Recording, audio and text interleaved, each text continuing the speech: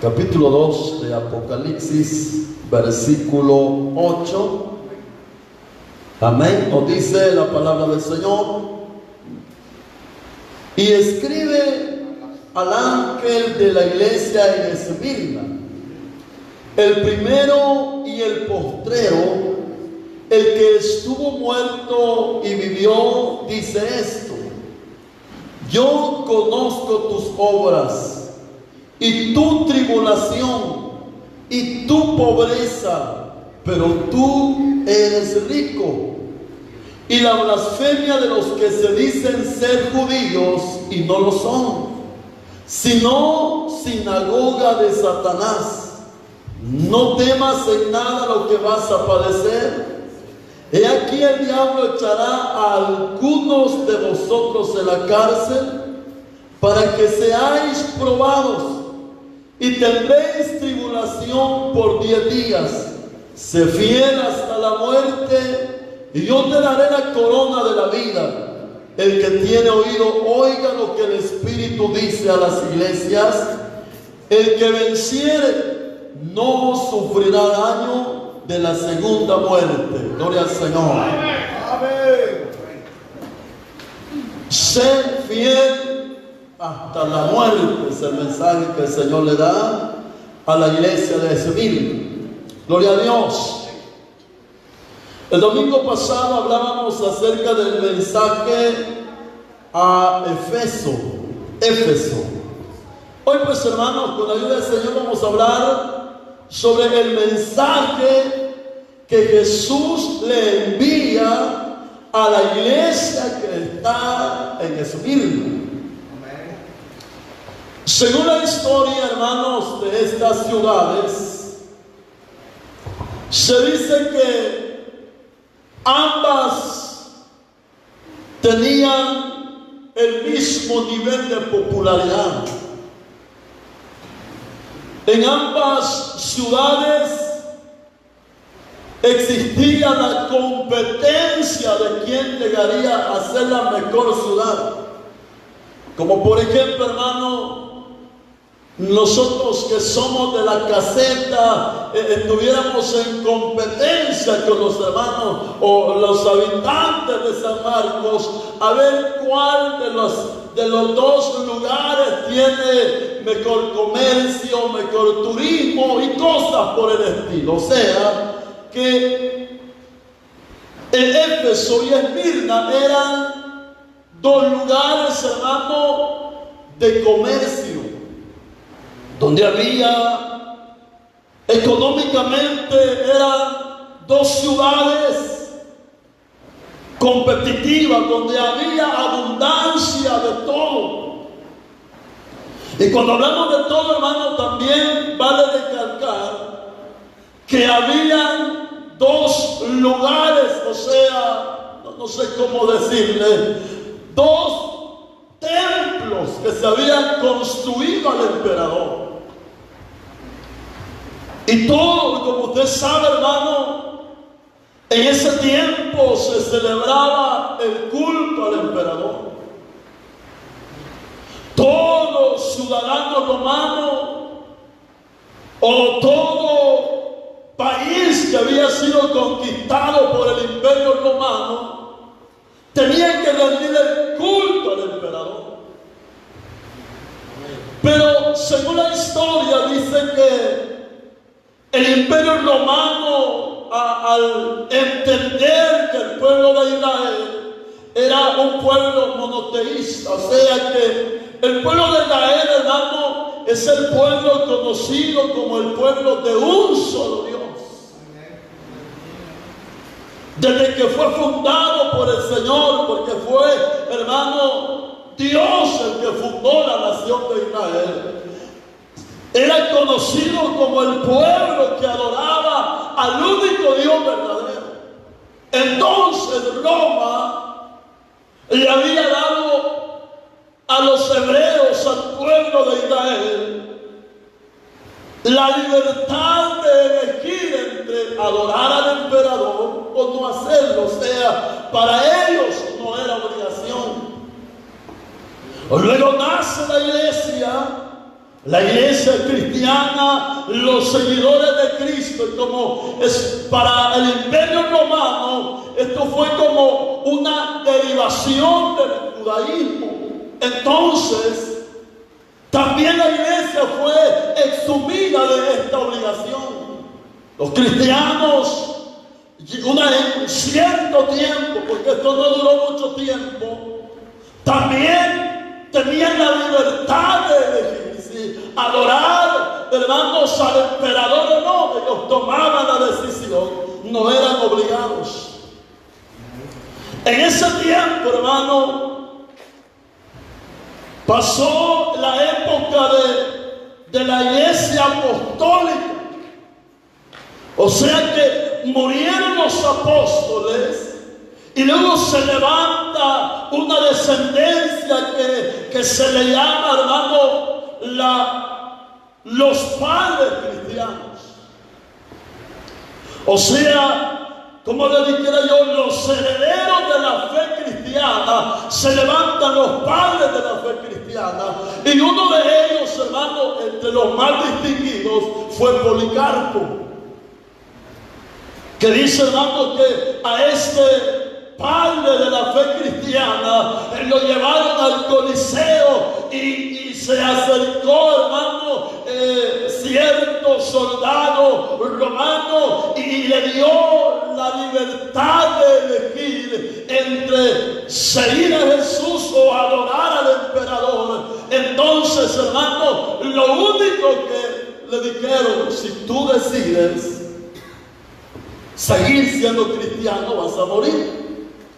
Entonces Policarpo dijo: bueno, más de 80 años tengo de haber servido a Jesús y Él no me ha hecho ningún daño, ¿por qué ahora yo voy a negarle? Y así murió Policarpo.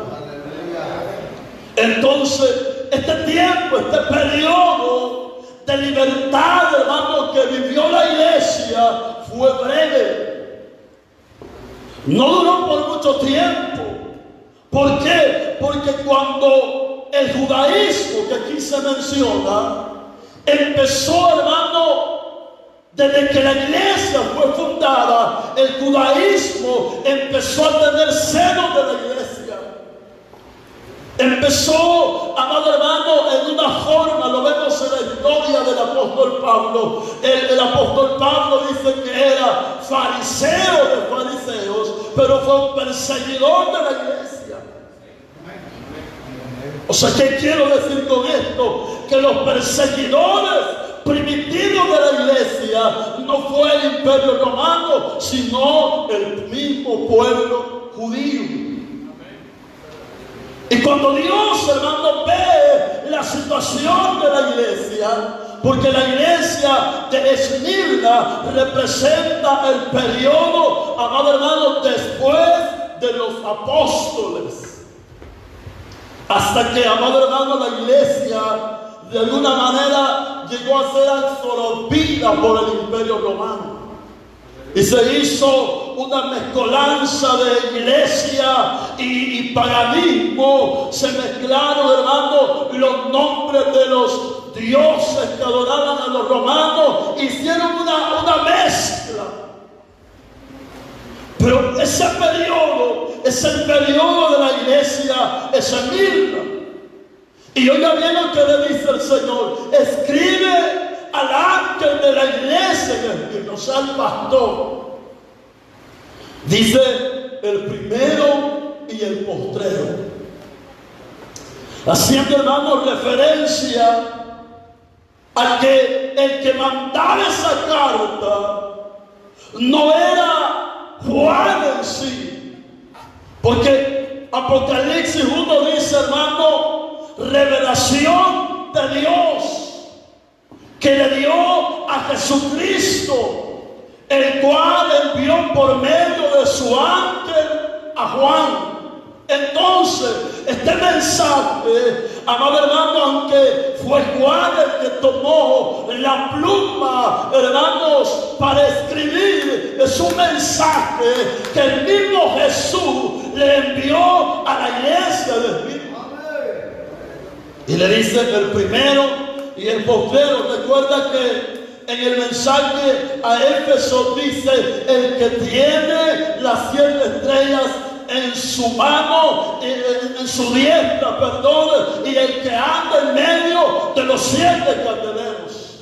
Pero aquí dice, hermano, el primero y el postrero. Porque, hermano, para algunos Jesús no existió desde la eternidad. Pero cuando leemos la Biblia dice que en el principio era el Verbo y el Verbo estaba con Dios y el Verbo era Dios. Entonces dice: el que existe desde la antigüedad y el que va a existir hasta la eternidad. Y dice más adelante: el que estuvo muerto, haciendo recordatorio de la muerte del Señor Jesús. Pero también dice en la siguiente frase, dice: el que estuvo muerto y vivió, haciendo, hermano, referencia a la resurrección del Señor Jesús. Él dice esto. Y oiga bien lo que dice: yo conozco tus obras. Aquí no vamos a detener mucho tiempo. El domingo hablamos acerca de esto. El Señor conoce nuestras obras, aleluya, públicas y secretas. El Señor conoce nuestra vida mejor que nosotros mismos. Porque a veces nosotros, hermanos, creemos que nos conocemos, pero no es así. A veces decimos: yo soy un hombre de paciencia, yo soy, dicen las hermanas, una mujer de paciencia, y al rato pierden la paciencia. Entonces no nos conocemos de nosotros mismos. No es que yo soy una buena persona, pero de repente se le olvida y dice: bueno, si me buscan por la buena, yo soy bueno, pero si me buscan por la mala, yo soy malo. Y hace unos días dijo que era bueno. Pero el que realmente nos conoce es Jesús.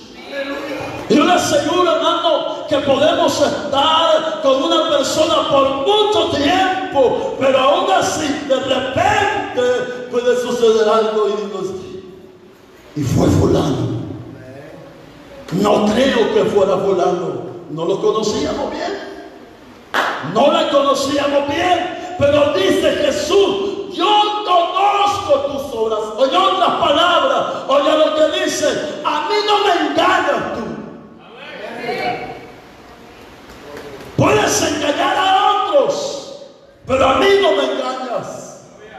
Dios conoce cuando usted, amado hermano, en lo secreto es fiel a Dios. Porque yo le voy a decir algo: en público es fácil ser fiel a Dios. Porque en público uno anda en puntilla, hermano. Amén. Más cuando uno está en la iglesia, hermano. En puntillas anda uno. Me van a ver, me van a oír, me van a escuchar. ¿Qué van a pensar de mí? En público nosotros nos esforzamos. En público nosotros hacemos las cosas de la mejor manera. Cuesta en lo secreto. Porque en lo secreto hay teléfonos con pornografía. En lo secreto, amado hermano, hay mensajes de amor a una persona no correcta. Aleluya. Así como lo oye. En público somos unos santitos, decía mi abuelita. Amén. Pero en secreto hay cristianos enamorados. Amén. Sí, hermano. Pero dice el Señor: a mí no me engañas, yo te conozco quién eres. Yo sé de dónde vienes y sé también para dónde vas. tus obras. Y es por eso, amado hermano, que tenemos que entender que tenemos a un Dios omnisciente, un Dios que lo conoce todo. Cuando hablamos de la omnisciencia, hablamos de que el conocimiento de Dios es completo. A Él no le falta conocimiento. Él no necesita estudiar para ser más sabio. Él ya es sabio, mi hermano. Él ya lo conoce todo. Él lo ve todo porque Él es poderoso. La Biblia dice, hermano, que sus ojos escudriñan lo más profundo de nuestro ser. Pero oiga lo que dice: yo conozco tus obras. Cuando te has cuidado para mí, yo lo he visto. Cuando te ha llegado la oportunidad de pecar y has dicho no, yo lo he visto, dice el Señor. Yo sé lo fiel que eres, dice el Señor, porque no se trata de solamente lo malo. Porque a veces, hermano, parece que no se nos nota lo que somos, pero Dios sí lo ve todo. Y dice, oiga bien, y tu tribulación. La iglesia, hermano, vivió una época tan maravillosa, tan especial, una libertad incomparable. Pero de pronto, amado hermano, los mismos judíos empezaron a trabajar en contra de la iglesia, en contra del pueblo de Dios. Aquí lo hemos leído en el pasaje, dice, y la blasfemia de los que dicen ser judíos y no lo son. ¿Por qué, hermano? Porque aunque hablemos mal del pueblo de Dios, pero es la verdad. Ellos creían que por tener la ley, ellos creían lo que hablamos el jueves, que por lavarse las manos antes de comer, por lavarle los pies a los visitantes, ellos creían que por tener un templo, hermano, en Jerusalén, el mejor de todo, ellos se creían superiores. Se creían los únicos. Y cuando Dios empieza a levantar la iglesia, ellos fueron movidos a celos, hermano. Y empezaron a buscar la forma de destruir, hermano, a la iglesia. Dice, y tu tribulación. Qué bueno, hermano, es pensar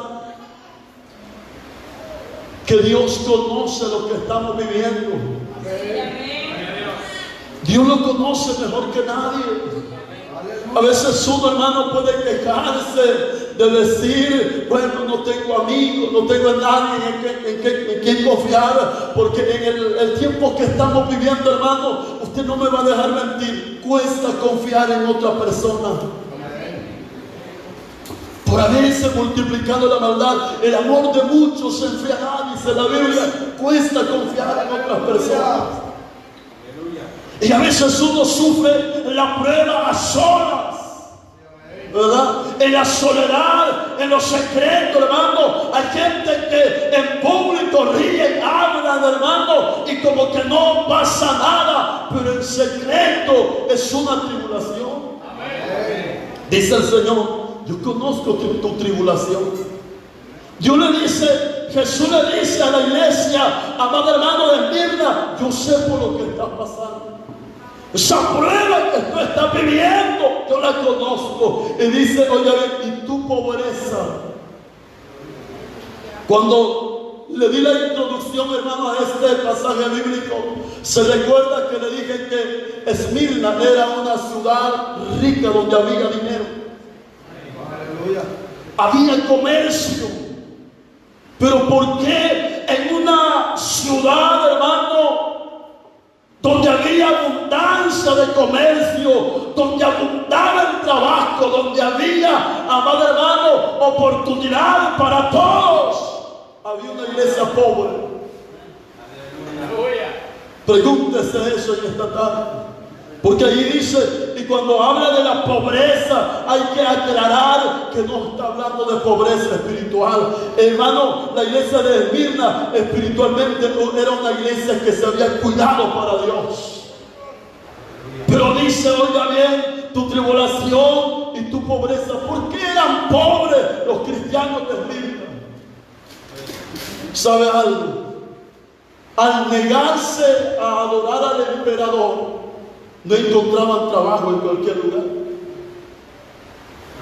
Porque los adinerados de aquellos tiempos, hermano, se aprovechaban de ese espíritu de religión y le decía, cuando alguien llegaba a buscar empleo, lo primero que le preguntaban era, ¿y tú adoras al emperador? Y se le decía, no, pues no puedes trabajar con nosotros.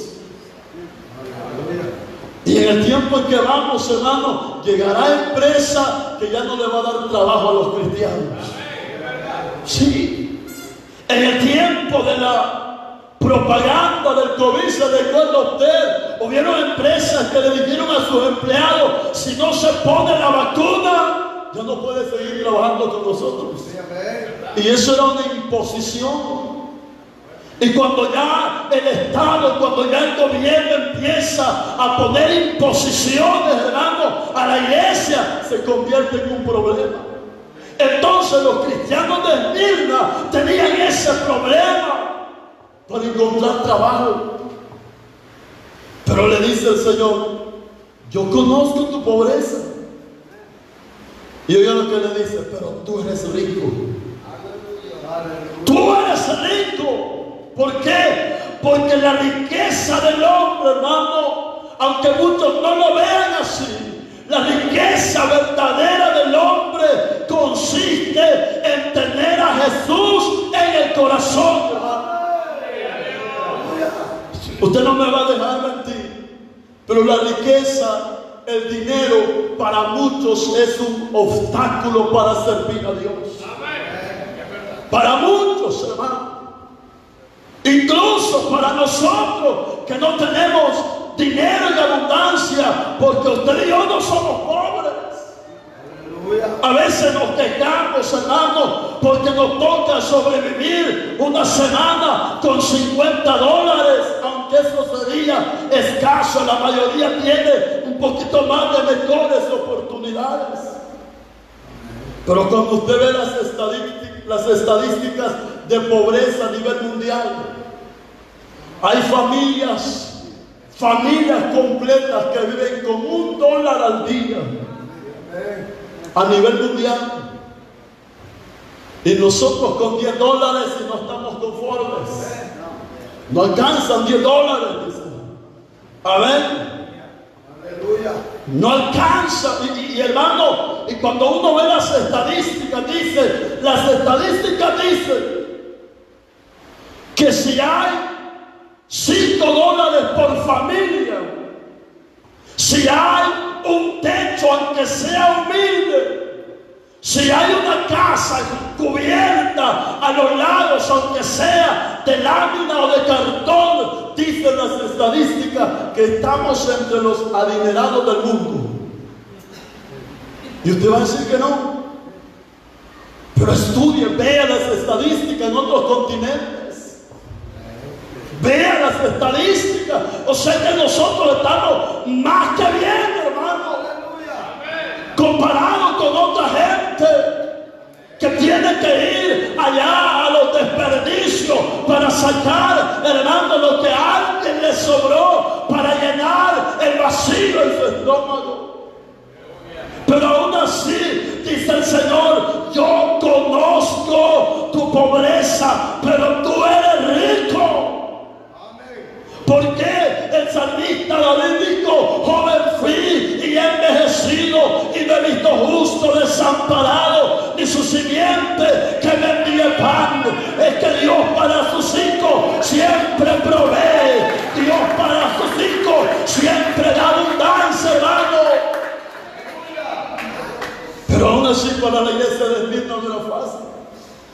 Allá el trabajo más, hermano, en esa época, tal vez en el estudio de otra de las iglesias, vamos a llegar a ese punto donde, hermano, dice que la gente en aquel tiempo trabajaba por sociedades.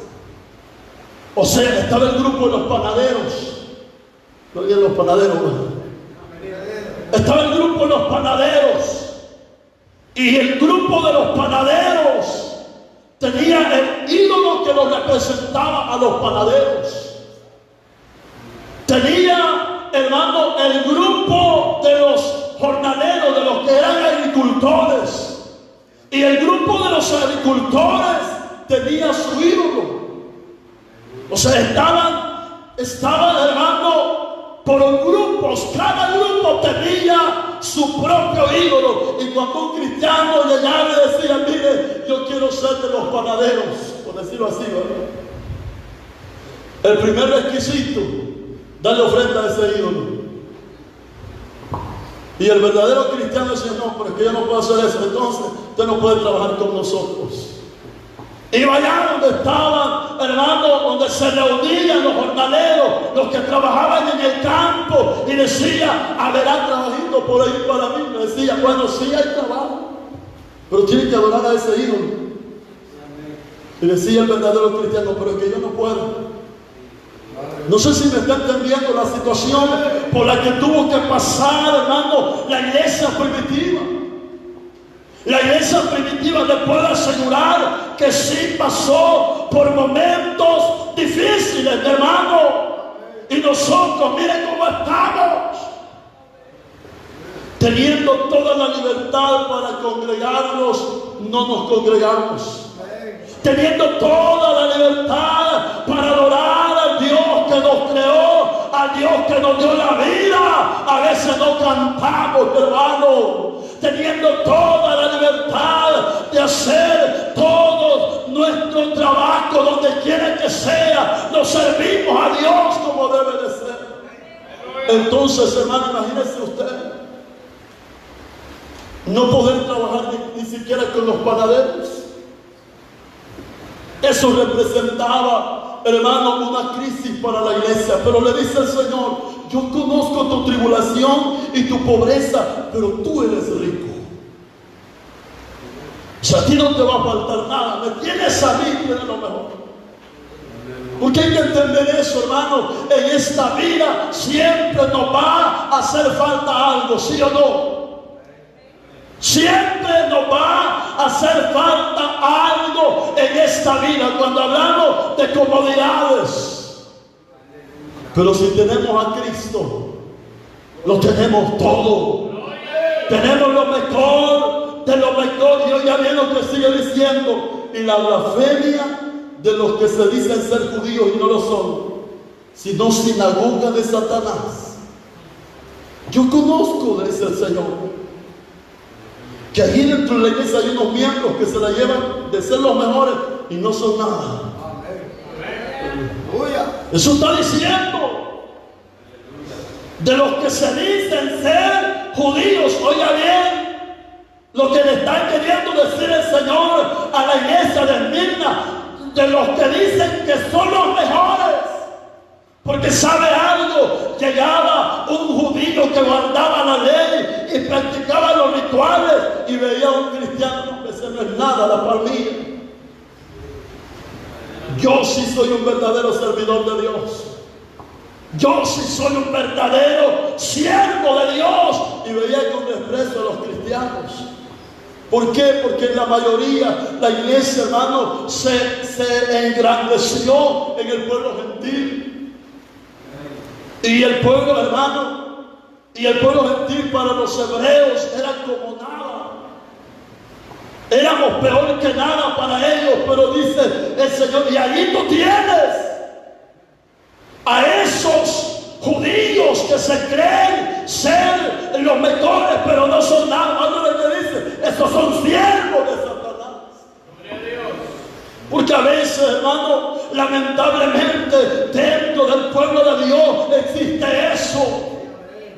Gente cristiano que se cree mejor que los demás. Hay gente que se cree superior y sabe algo. Aquí todos somos iguales, hermano. Yo necesito de usted. Usted necesita de mí, hermano. Pero hay cristianos que se creen que el único que puede predicar es él.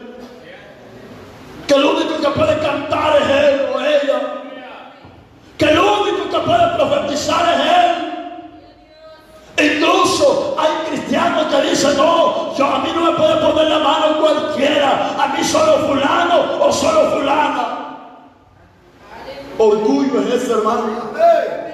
Orgullo es ese. Dice: yo conozco allí que hay gente que blasfema, que dicen que son judíos, dicen que son siervos míos, pero no son nada. Es por eso que la iglesia tiene que cuidarse del orgullo, mi hermano. La iglesia tiene que cuidarse de la altivez en este mundo. Todos estamos expuestos a fallar. El único que nos puede ayudar se llama Jesús de Nazaret. Sino que son sinagoga de Satanás. Verso 10 dice: no temas. Imagínense que usted puede leer los 7 mensajes. A las 6 iglesias siempre hay un pero, y los exhorta. A la iglesia de Esmirna es la única en la que no encontramos un pero. Pero aún así el Señor le hace una exhortación a la iglesia de Esmirna y le dice: no temas en nada lo que vas a padecer. Oiga bien, imagínense, hermano, por la situación que estaba pasando ya la iglesia. Al estudiar el primer versículo, hermano, el versículo 9, uno entiende que la vida para la iglesia de Esmirna no era fácil. Pero le dice al Señor: no temas, porque vienen días peores. Imagínese usted que el Señor le diga a usted: yo sé la prueba que estás pasando, pero prepárate para la que viene, porque la que viene es más fuerte. Amén. Imagínese. Pero hay algo maravilloso aquí, hermanos. Y es que usted ve que el Señor está entre nosotros. Que por difícil que sea la vida cristiana, tenemos a Dios poderoso para ayudarnos. Y dice: no temas en nada lo que vas a padecer. Oye, hermano de Esmirna, le está diciendo, las cosas se van a complicar aún todavía un poquito más. Y allí sigue diciendo: he aquí, el diablo echará a alguno de vosotros en la cárcel. Qué terrible. Eran ricos espiritualmente, pero una iglesia que estaba luchando contra el Estado. Una iglesia que estaba luchando en contra de la religión, hermano. Y no era cualquier religión, era la religión hebrea, porque hasta este punto ya no era, hermano, la ley de Dios. Hasta este punto lo único que habían quedado eran religiosos. Porque se quedaron bien: miren, ese lleva esa carga tan grande y es sábado. Miren, ese lleva el cuello a darle agua y es sábado. Solo los religiosos se habían quedado. Como cuando la gente dice: miren, hay veces para la iglesia, y ayer también, no se aburren, no tienen nada que hacer. O sea, solo gente negativa. Y le dice al Señor: no temas en nada lo que vas a padecer. He aquí, el diablo echará a algunos de vosotros en la cárcel. Y oye lo que sigue diciendo: y tendréis tribulación. Ya estaban pasando tribulación. Eso dice el primer versículo. Yo conozco tu tribulación.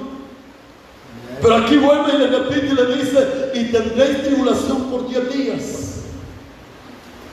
El número 10 representa un número completo, un periodo completo. Pero también, hermano, según la historia, la iglesia cristiana enfrentó la persecución de 10 emperadores. Cada emperador representó una época de persecución. La iglesia primitiva sufrió, hermanos, de una forma tan terrible que le aseguro que solo de pensar uno diría, no hombre, no es nada lo que nosotros estamos viviendo. La prueba más grande para la iglesia es la caseta, es el calor. Sí, hermano. La prueba más grande, y por eso es que muchos no se congregan, que calor en ese templo. Amén. Sí, y para la iglesia primitiva no era solamente el clima, era mucho más que eso. Seré improbado por 10 días, seré perseguidos, hermano. Dice la palabra del Señor, echarán a algunos de vosotros en la cárcel para que seáis probados, para que seáis probados, oiga bien. ¿Por qué, hermano? Yo le voy a decir algo en esta tarde, y la verdad es que decir yo soy cristiano es bonito y es fácil. Se lo puedo asegurar que es fácil. Lo que cuesta es vivir como un cristiano. Porque un cristiano es un seguidor de Jesucristo. Y se supone que los seguidores de Jesucristo tienen que vivir como vivió Jesús. Entonces eso es lo que cuesta. Y le dice, pero seréis probados. O no, o sea, no era solamente que era difícil de hallar trabajo. No era solamente que había gente que lo despreciaba. A la iglesia actual es más la gente que la aprecia que la gente que la desprecia. Son pocos los que dicen, a mí me caen mal los evangélicos. La mayoría dice, mire, llévenme oración, ¿sí o no? La mayoría dice, ore por mí.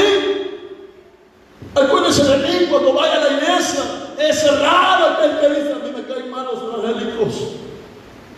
Pero en ese tiempo era mucho más complicado. Y dice, y seréis probados y tendréis tribulación por 10 días. Qué hermoso hubiera sido. Bueno, hubiera dicho el pastor, la prueba va a empezar el 1 de abril y va a terminar el 10 de abril. Eran 10 épocas.